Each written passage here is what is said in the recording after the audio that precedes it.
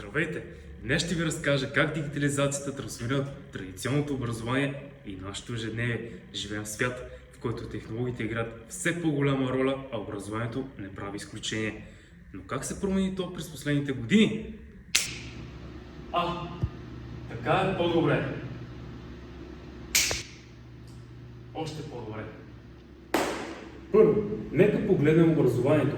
Онлайн платформите като Zoom, Microsoft Teams и Google Classroom направиха възможно обучението от разстояние.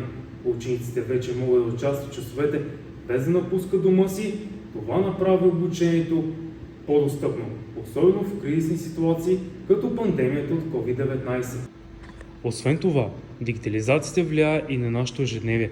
Смартфоните и приложенията за комуникация ни свързват с хора от целия свят, а онлайн курсовете позволяват на всеки да учи нови умения в удобното за него време. Това означава, че ученето вече не е само за млади хора в училище. Всеки може да учи на всяка възраст. Дигитализацията също така промени начина, по който учителите преподават.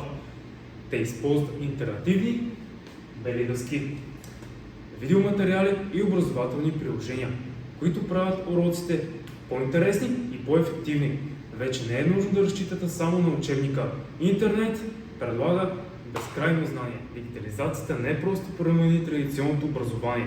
Тя го направи по-гъвкаво, достъпно и иновативно. Тя ни позволява да учим по всяко време и от всяко място и точка на света.